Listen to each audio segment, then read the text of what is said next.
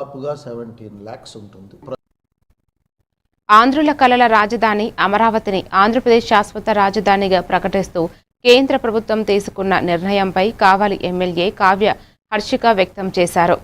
ఈ సందర్భంగా ఎమ్మెల్యే కావ్యకృష్ణారెడ్డి, నియోజకవర్గ నాయకులు, ప్రజలు భారీ ఎత్తున హాజరై బాణాసంచా కాల్చి కేకులు కట్ చేసి సంబరాలు జరుపుకున్నారు. అనంతరం జై అమరావతి అంటూ కొవ్వొత్తులు వెలిగించి మానవాహారం చేపట్టారు. ఈ సందర్భంగా ఎమ్మెల్యే మాట్లాడుతూ అమరావతిని రాజధానిగా ప్రకటిస్తూ లోక్సభ, రాజ్యసభలో బిల్లు ఆమోదం పొందడం పట్ల హర్షం వ్యక్తం చేశారు. ఈ కార్యక్రమంలో తెలుగుదేశం పార్టీ నాయకులు పాల్గొన్నారు.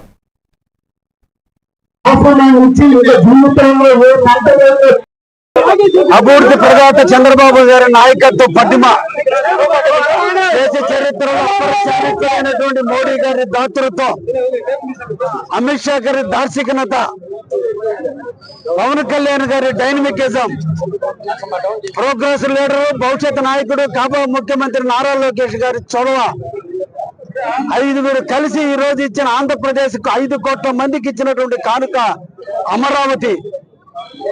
అర్ధంతరంగా అర్ధరాత్రి పూట మనల్ని తరిమి వేస్తే దాదాపు 10 సంవత్సరాల తర్వాత ఈ రోజు అభివృద్ధి ప్రదాత అయినటువంటి ముందు చూపగల చంద్రబాబు గారి నాయకత్వంలో ఆంధ్రప్రదేశ్ కి పర్మనెంట్ రాజధానిగా చేస్తూ చారిత్రాత్మక ఘట్టానికి నాంది పలుకుతూ లోక్సభ, రాజ్యసభలోని బిల్లుని ప్రవేశపెట్టి అన్ని పార్టీల సహాయ సహకారాలతో ఈ రోజు ఆంధ్రప్రదేశ్ ప్రజలకి అందించినటువంటి కానుక అమరావతి.